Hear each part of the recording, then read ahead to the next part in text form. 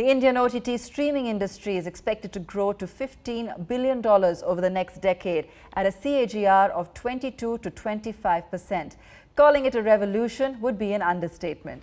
Join Prerna Lidhoo in her conversation with Sameer Nair, CEO Applause Entertainment, Karan Bedi, CEO MX Player, and Karan Taurani, Senior VP at Elara Capital, on the future of entertainment in the age of streaming.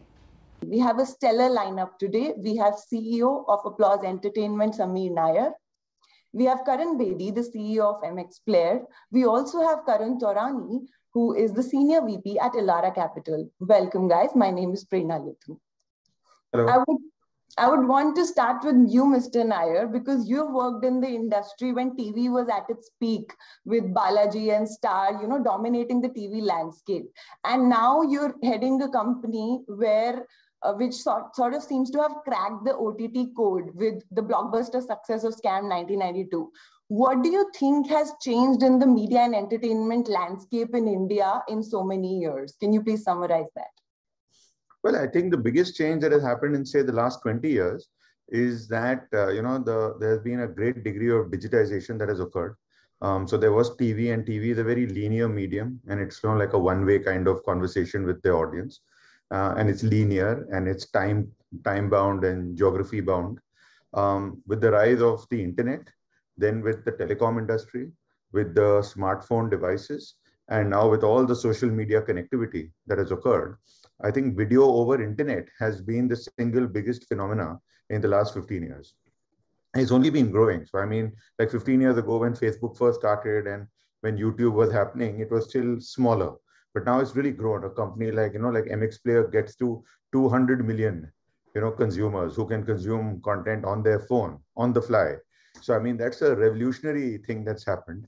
And I think what it's done is, therefore, is democratized content, whether news or entertainment or anything for that matter, is available easily to everyone, everywhere, anytime. So I think that has been the single largest change. Of course, it's caused a lot more fragmentation. TV has been overtaken in a way by OTT. May not be in revenue, but definitely in consumption. And that is only growing. I don't think there's putting this genie back in the bottle now. Mr. Bedi, I just realized that I called an OTT success a blockbuster, because this was the term that was traditionally used for the movies. That's exactly my question. What is the difference and change in the metrics of a commercial success for an OTT product? See, actually, there's two ways to look at it, Prerna. One is to say, listen, what are the specific sort of metrics that we can count or not?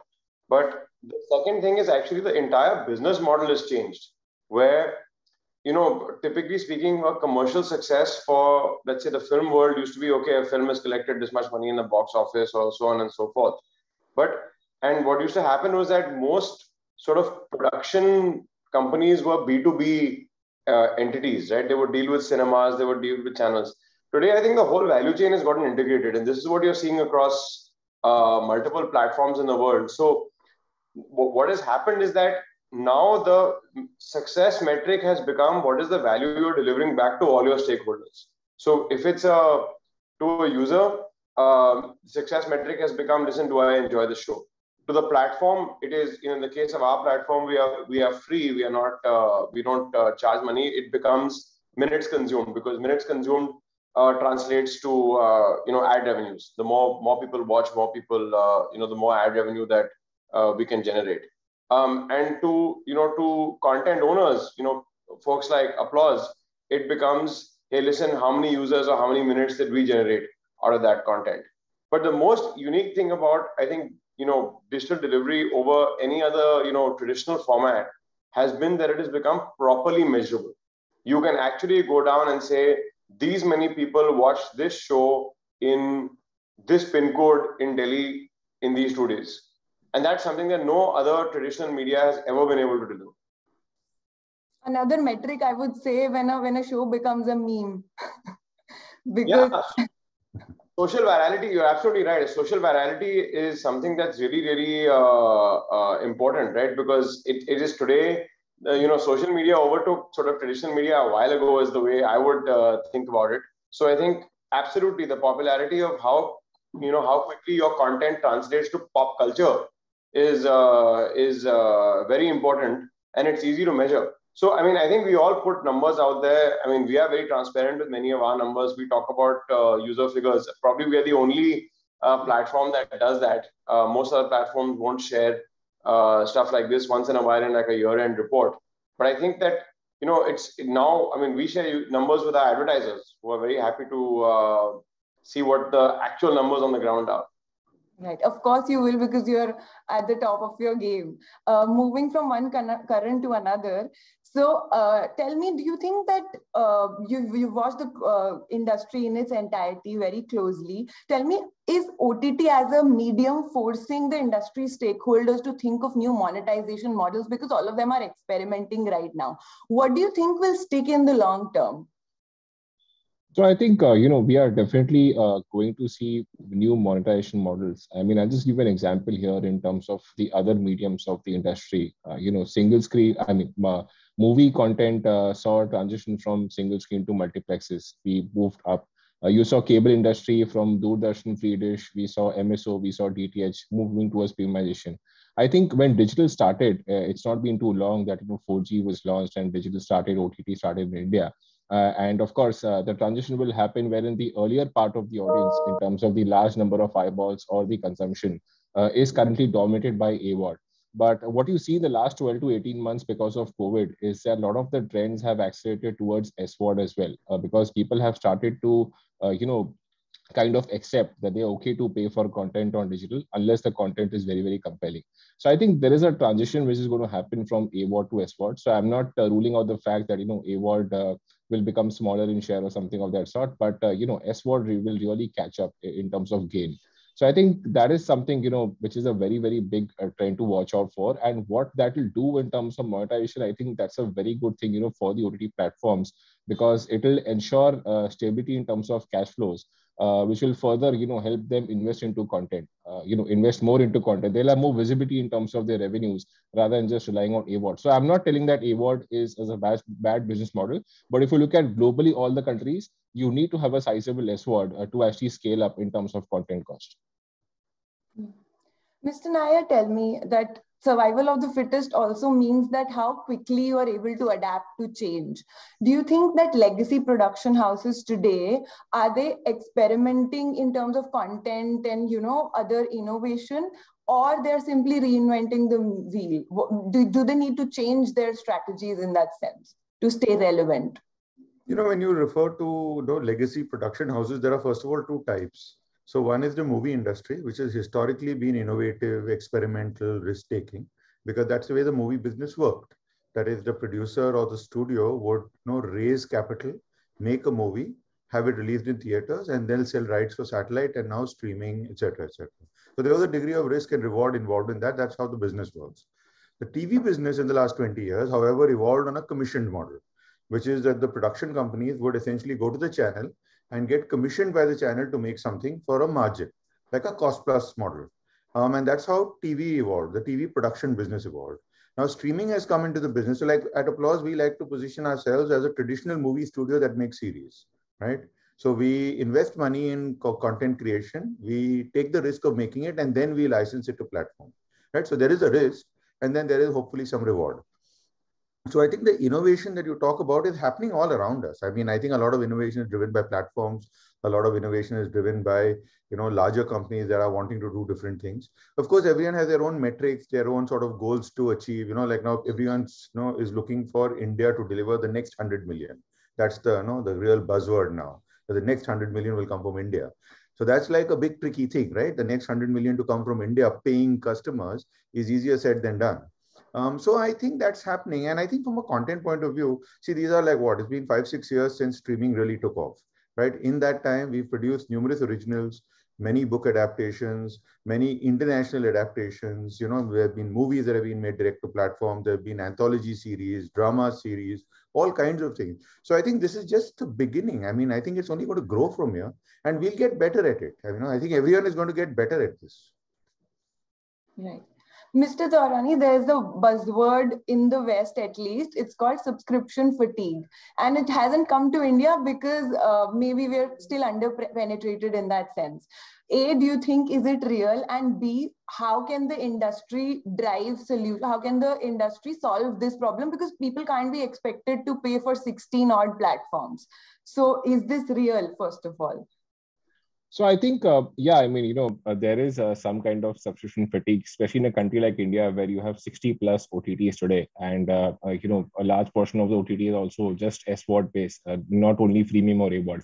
But I think the way to go ahead for this is, I think, for a country like India, is freemium, because that helps you get to a wider target audience. You have got people who want to watch free content, people who want to watch paid content will pay for that premium content. So I think premium is definitely the way to go. That's one. And I think the second trend is, partnerships, very, very important. So I don't see, a lot of the niche platforms which are there sustaining for a long time, because, content costs are really going to go off the roof in such a, highly fragmented industry. Everybody is going to run after content. Everybody is going to want to, produce that high scale content. So I think content cost is definitely going to inch up. So I don't see, niche apps kind of sustaining, and basis that they'll have to partner with the larger companies. So for example, Amazon introduced partnerships wherein there were a couple of niche OTT apps which partnered with them. So I think this is going to be the way ahead, from here on going ahead. We've seen plans where, Geo is giving you that, the broadband connection with the subscription to the OTT platforms. So I think partnerships is the way ahead. So this is just the beginning right now. We are seeing partnership maybe with a TSP or maybe with an OTT giant. You may not know that, when the smart TV penetration goes up, you might have partnerships there as well. You might have partnerships, with other OEMs as well. So I think that is something which has to happen, from here on going ahead, and that will ensure that, you have a larger target audience which is there, because a niche app cannot firstly invest into content, and also in terms of customer acquisition. The customer acquisition costs are very, very high. And apart from that, customer retention, which is another added cost which is there. So I think they may not have that kind of capability to invest that amount of money and to compete with the larger giants. So a lot of aggregation based models coming up, consolidation happening. That's what something like an MX player, which is there. They are. Their mantra is aggregation. So you've seen the kind of content they have, huge variety of content, and that has actually led to this huge number of eyeballs which they have. That the TAM becomes so big for them, so the conversion rates also become high. So I think it's all about offering variety to your customer. India is a very price sensitive market. You can't just offer them 5 shows or 10 shows and tell you pay for this 20 rupees per month. They won't do that. They want more for less. So I think that is going to be the way ahead. Mr. Bedi, does it scare you? How do you differentiate yourself? For example, you've been experimenting with gaming, short video formats, and whatnot. We don't even know what is going to come next from your platform. So, does it scare you? Because differentiation strategy is going to be key going forward. See, there's a couple of ways to look at this. I think the one big thing we've been clear about is that the models that have worked in the West are not going to work in India, right? And this is not just about the entertainment industry. Like, the one statistic I quote often, and I'll quote here again, is that, the top 5 car makers in the world, right? Volkswagen, Toyota, Ford, GM, and Daimler, I think, have less than 10% market share in India combined, right? We are a market where Suzuki has, Maruti Suzuki has 50% market share, Hyundai has 25% market share, and then everybody else is sharing the rest. So I think business models here are very different, products here are very different. And even business models for entertainment content have to be very different, right? 3% of India, I saw some income statistics recently, 3% of India earns more than 1 lakh rupees a month. 3%, right? Now, if you're saying, okay, fine, we want to go and, deliver entertainment content to folks and we want to find a right business model to it, I think we have to look well beyond AVOD and SVOD, right? I mean, we have chosen at MX to go down the AVOD route because we have seen the large potential TAM here. And our strategy is very clear. Look, we want to address that large market. We want to give them content that they like. And then we'll figure out how we've done very well with ads, right? And even with ads, I think the one thing you have to invest in is really, really good ad tech.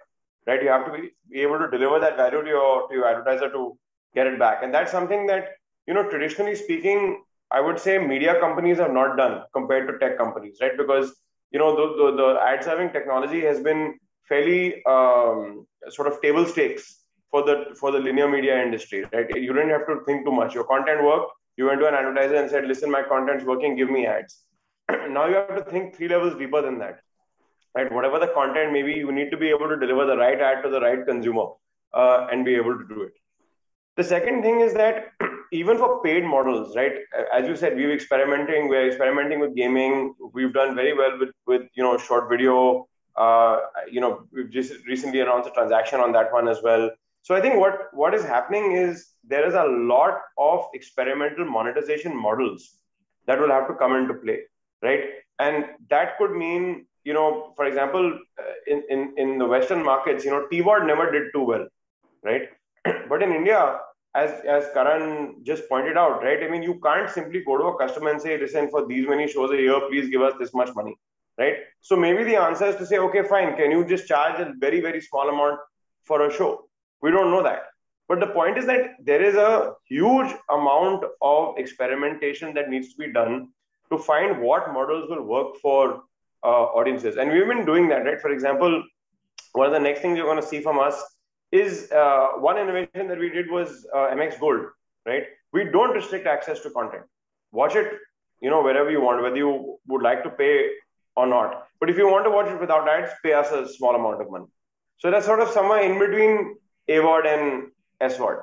Similarly, like this, I think many models will have to emerge in the middle to say that, listen, this massive market we keep talking about in India, remember, there's only these many people who ever actually subscribed to anything on TV, who paid a subscription fee. How do you get past that number? It's a tricky situation. Like, for example, Disney Hotstar, that has a different model. If you want to watch something in English, you pay more premium. So what do you think will stick finally? Like, how is it going to evolve? I mean, I don't think there's a finally here, right? I mean, I think this is the beauty of nonlinear, that, it's actually a completely different industry, right? It's not just about putting content on a distribution pipe. It's about content, the kind of content. For example, there's a show we're doing at the end of the month. I think you may have heard about, we have Kangana Ranaut hosting a reality show for us. We're doing, like 4 or 5 layers of interactivity and innovation in that, part of which will be monetizable. Right, so you have to think very, very innovatively, right? You're not just putting content that has been on linear onto digital. You have to, if you're building content for digital from ground up, you have to think about what it is, and what models can emerge to do it. So I don't think there's a finally here, but I think there's going to be a lot of innovation on business models in the next 4 or 5 years. I think there'll have to be a lot of innovation on business models in the next 4 or 5 years if, as Karan pointed out, content costs are becoming are scaling up. So I think if people want to eventually build profitable businesses, you have to think beyond simply ads and subscription. Right. Let's talk about the content. Mr. Nair, how do you bet on good content? Is it a shot in the dark? Or, what is an ideal content strategy that a production house or an OTT media player needs to have in today's time where streaming is the norm? But when you say ideal content strategy, it's many things. It's not like, I mean, across the world, actually, there are, everyone likes to say India is a unique market and India is different and Indians are different, but that's not so true. What happens is that, just broadly speaking, and the entertainment business has now been going on for like maybe 2,000-3,000 years, starting from the Mahabharata, which is supposed to be a great tale. So human beings in general tell each other stories and others listen to it. So over this period of time, over TV, over international movies, everything that we've done, some broad things emerge, like everyone likes romance, everyone likes crime, everyone likes action. These are common themes. They are universal themes. So I've always believed that it's not the story, it's the storytelling, right? So it's how you tell the story. The stories are the same, give or take. I mean, once in a way, a unique story will come and then everyone will, follow that one unique outlier and that will become a herd. Then everyone will be doing that. So that's okay. So the key is in being able to tell stories and tell them well. I think individual platforms also use some degree of, what is the scale of their market? What kind of audience are they think they're reaching out to? So there are the premium elite platforms. Then there is the big mass audience platforms. It's like horses for courses. So I think when we are sort of looking at the market, we are looking to, obviously, create popular, distinctive entertainment. That's the sort of way we want to approach it. We are wanting to tell stories that people can watch, consume, and like. We tell all kinds of stories. So you can tell something extremely ultra premium and snobbish and very, very elitist in English, or you can be, really hardcore Hindi and heartland. But both work. I mean, there's nothing, no one thing is right or wrong.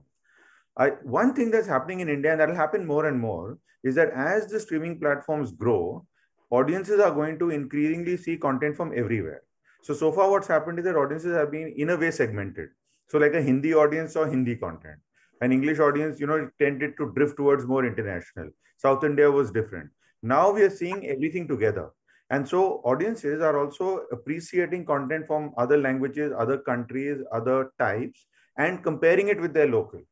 So I think, all boats rise with the tide. And I think the pressure on content creators and platforms is going to be that no matter what you're doing, so you could be thinking you're making a Bhojpuri show, but it's going to be compared with a show with anywhere else in the world, right? And that is increasingly going to happen. So I think that is the key. But it really comes down to the same thing. I mean, we work with all the platforms. We do a lot of work with MX players. Some of our biggest hit shows have come on MX. And it's a strategy, and it works really well. And we make some really, I think, Karan, allow me to say that I think we make some outrageously successful shows, and it works quite well. So I think it's a big market. Audiences are looking for all kinds of content, all kinds of variety, and there's no one formula. I mean, no one would have thought that Scam will go on to become the success that it did. 30-year-old story, obscure stockbroker. Like no one, everyone says young adult audience. So theoretically, who among the youth know Harshad Mehta? Plus we cast Pratik Gandhi, who is a very, Gujarati star. So, I mean, in a sense, if you want to tick the boxes, you're crossing the boxes on that. Everything is wrong about it, right? You've literally made him a star. He's going to be on next, like all the big TV series, I'm assuming. He's doing a lot of work, yes. Yeah. So tell me something.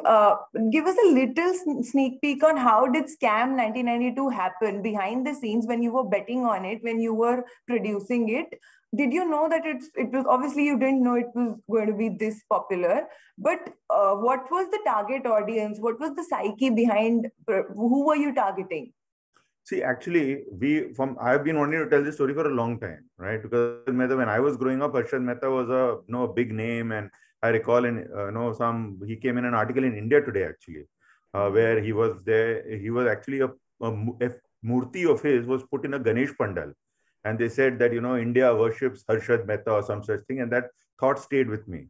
When we started Applause, we got rights of the book from Sucheta. Then later I met Hansel. We had to do some work together. I told him I have the rights of the book. So he says, oh, I want to make that. So that's how he got signed on to it. We spent 2 years in developing it, writing it, getting it all organized.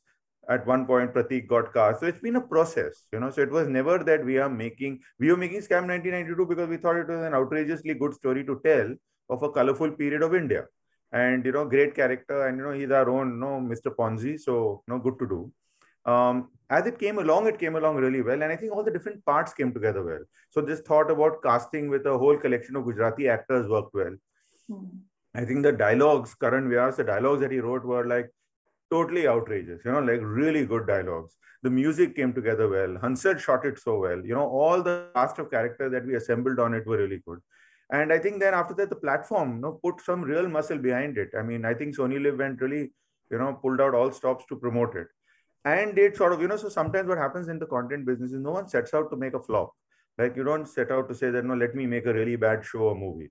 Everyone sets out to make great stuff. But once in a way, things really connect. You have, all the planets aligned and everything sort of works out. And Pratik, I mean, like, in fact, from a comparison point of view, Pratik does not look exactly like Harshad Mehta. And we had discussed that in the beginning, that should we go for complete likeness? And then Hansel said, no, but I think this guy is a really good actor. We'll make him put on some weight. Pratik is a very thin guy. So we made him put on some 12 kilos leading up to the shoot. And even that was not enough, he's still a thin guy. But it sort of worked out really well, I mean, from within a few minutes of the show starting, he owns Harshad Mehta like a boss and then just takes it from there. So yeah, I mean, it's a story well told, Again, and season 2 is underway. Season 2 is underway. It's on a different story, and millions of memes got made. I mean, we had crafted the character to be like the angry young man of the 70s, Amitabh Bachchan. So, which is why Harshad Mehta is also referred to as the Bachchan of the BSC, and a lot of the whole play was, daring and risk taking, and the whole Bachchan attitude. So I think it worked out really well. Yeah. Superb. All the best for the second season. Looking forward to it. And Mr. Torani, taking from what Mr. Naya said earlier about regional and, smaller actors, smaller stories going global because you don't have a control anymore who's watching it.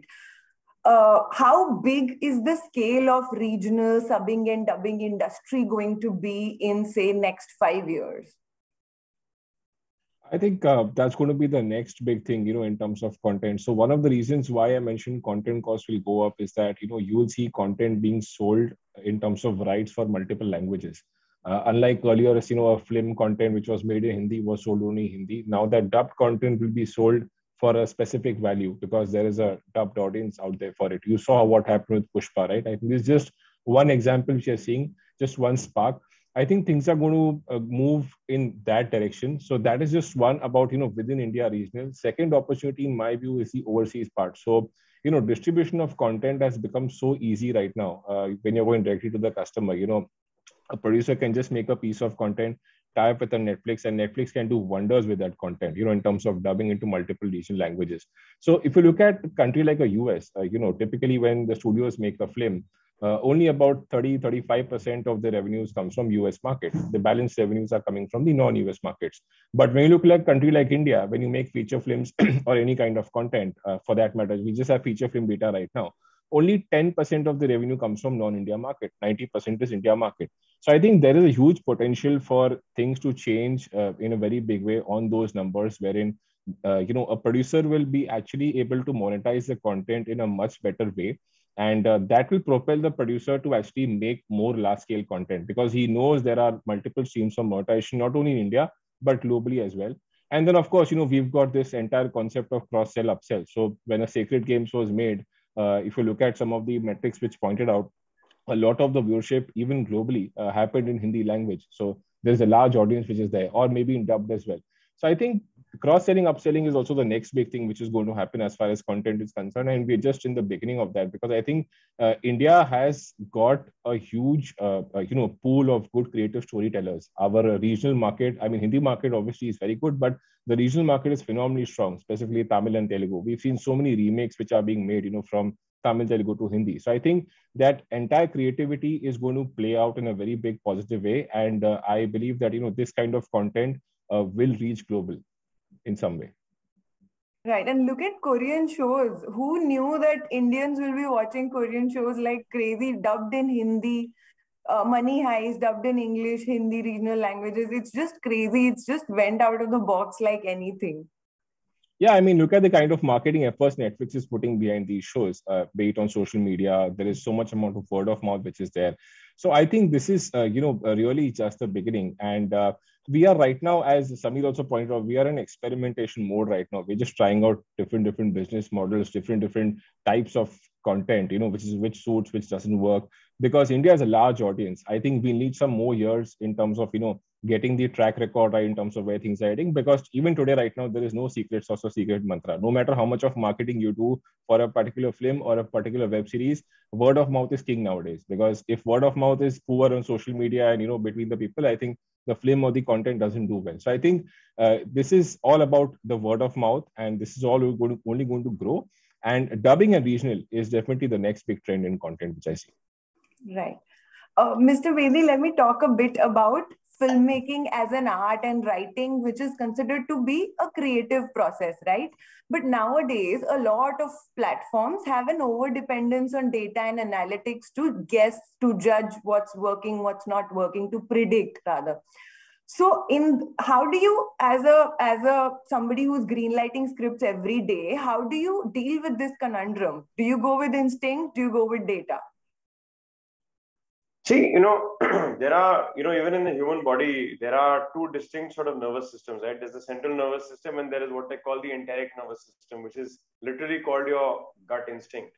So I think you have to be able to use both nervous systems correctly. And I think platforms that do well have to do that. So you have to rely a lot on data and analytics to understand possibly what your users are doing, right? You then use machine learning to predict what they may do.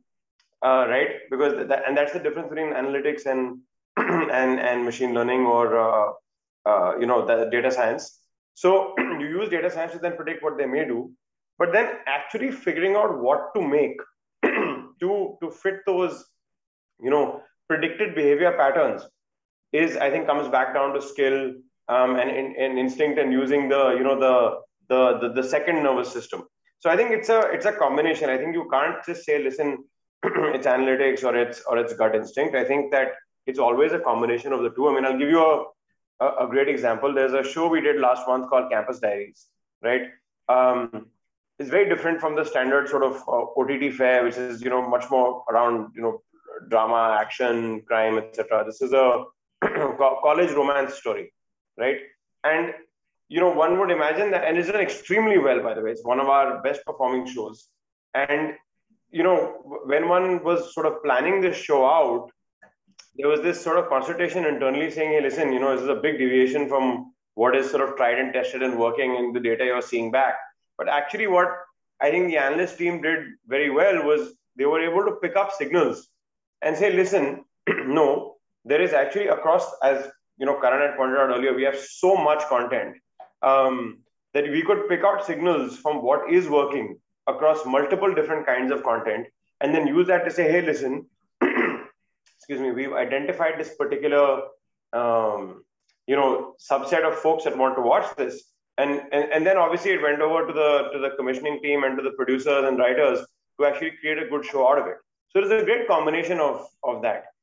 It also, by the way, the amount of access available now is so large that even the granularity of data is getting to the point where it's almost becoming part of your instinct. We were talking about dubbed content. MX runs something called MX Videsi. We have the largest collection of dubbed content in India, and it's a hugely big performer, led by Turkish and other Middle Eastern shows. But as you pointed out, Korean, Latin American, Spanish shows that do very well. But what that does is it gives us an ability to dive into not just what is working at a show level, but episode by episode, minute by minute, what is working, not working. We literally can see graphs of where people fast forward more or less than something else. So I think you have to use all that, but then the ability to create good content is the ability to create good content. That's a skill that good writers, good producers, good directors that they have. I would like others to weigh in on this. Karan, tell me how much of over dependence or dependence on data is a good thing? Because Netflix is famous for this. Even the thumbnails are customized to your taste and what you watch.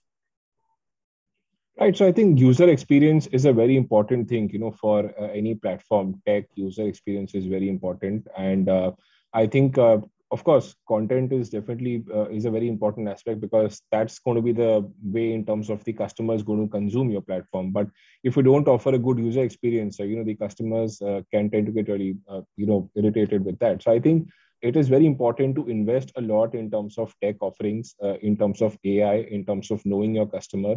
And good user experience, I think, also helps in customer retention, because it helps you get closer to your customer, gets to know in terms of what your customer likes, dislike, and maybe you can relook at your content strategy and make the content basis your customer base which you have. So I think a lot needs to happen in terms of that as well. We've seen Netflix, Amazon investing a lot of money. They are more of tech companies than content companies. I think that's the need of the hour.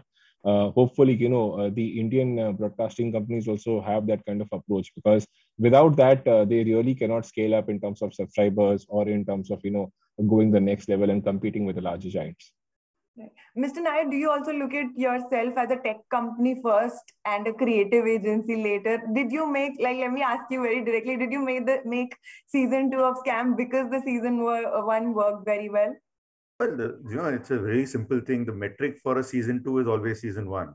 It's not just Scam. We do so many season 2s, and all season 2 metrics really come out of season 1. If people like season 1, chances are they're going to like season 2, and then it goes on from there. It's been going on TV for years. So, most of everything that's happening now is not as new or unique or different than what has been happening for the last 20 years or the last 50 years, right? It's a new technology. It's not necessarily new content, right? So when people watch Pushpa, they watch it in theaters, single screen, then multiplex, then, on TV, then in dubbed, and then on platform. It's still Pushpa, right? It's still the same movie. It's just being watched on different platforms. I agree with what Karan says that, with tech improving, the user experience improves of these platforms, and that makes a difference. But finally, even if you have great user experience, if the show sucks, then the show sucks. So, the user experience is not going to save you. The technology is not going to save you if the content is not good. And sometimes if the content is good, but if the technology is not good enough, then it's sort of, that whole, because our experience in general, consumers are experiencing different types of platforms. And wherever the experience is seamless, they tend to sort of, gravitate back to that. So there are these different moving parts to this. But, just coming back to this whole matter of data versus gut and all of that, is that data itself is experience, right? At the end of the day, when many people say that in my experience or I feel, what you feel is a collection of your own experiences from a lifetime, right? That is in a sense data. So, I mean, if we are able to look at data in a slightly more intangible, emotional manner, I think the word data often gets misused as being treated in a very cold-hearted. That's why I don't like the term artificial intelligence. Everywhere around us, when you look, I think we see a lot more natural stupidity. So artificial intelligence in that sense may be better. But application of information, what people like, what people do, what are trends, where things are going, what are pain points, what problem are we solving, those kind of things are important. And then, as I said, it's not the story, it's the storytelling. You've got to tell a good story. That's what startups do. How do they go and raise all these wild amounts of money and become unicorns in 6 months? They're telling good stories, right? People are buying into those stories. So but does data lead to, dependence on data lead to better storytelling or better stories? it could. I mean, it depends on how you use it. No? Like, I mean, finally, if you take a game of chess, chess is the ultimate algorithm, right? And you can, the big chess machines can work it out, and they can work out up to 1,000,000 moves ahead. So finally, it is about using that data. It's about how smartly, intelligently, innovatively you use the data. Like, data might tell you that everybody loves crime, and you might come to the conclusion that since everyone loves crime, I am going to do a campus diaries. I'm going to go against the grain and do something different. And I'm going to, at this time when everyone is looking for something, I'm going to give something completely opposite and it'll work out. And if it does, then that's good, right? It's good application of data and it's a contrarian thought. So, I mean, that happens all the time. I don't think we should sort of knock down, like I've never understood the thumbnail making me want to watch a show customized to me. I mean, I've never even noticed the thumbnail, to that extent, so. But Samir, sorry to comment that the thumbnail stuff, I can confirm the thumbnail stuff works, right? I'm sure it does. And I'm saying when you hear now that the thumbnail is being sort of customized to every single human being has a different thumbnail. I mean, I'm sure it works. You must know that it works.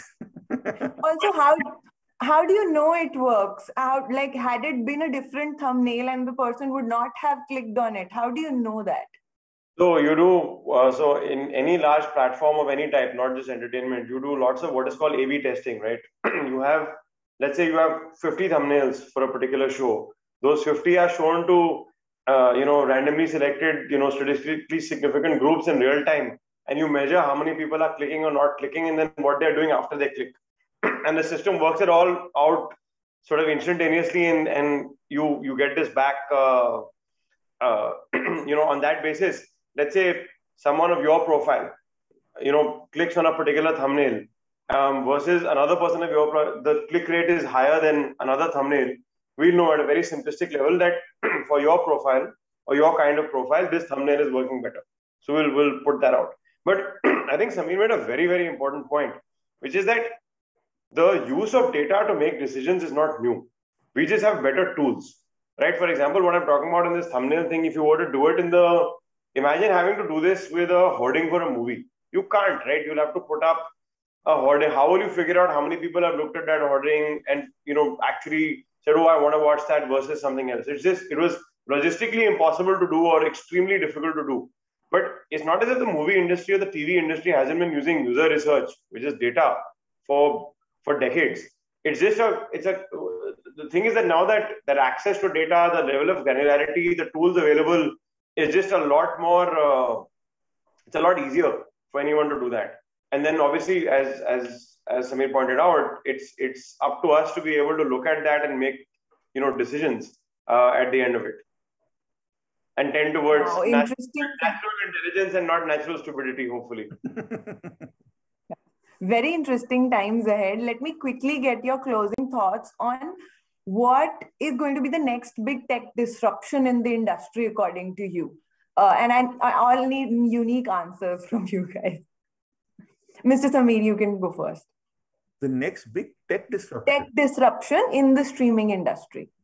So I've been thinking about this, and about last few days in different conversations, this has come up. So like, I think one good thing that could happen, since everyone keeps complaining about pricing and how do you make this into a sustainable business model, is that since there are so many apps, so there are so many subscriptions. You were talking about subscription fatigue, and in a giant market like India, which is got like 1.3 billion people, there is an opportunity, if at all, I'm sure, because since now technology is available, that is it possible to create a sort of an app of apps which can allow people to buy shows across platforms and just watch that show. So you watch a show from Netflix, and you watch a show from MX, and you watch a show from Amazon, just the show, and you pay just for that, and operate it. The technology is there, the payment gateways are there, the wallets are there, the social media is there, everything is there. So it just requires everyone to, of course, cooperate.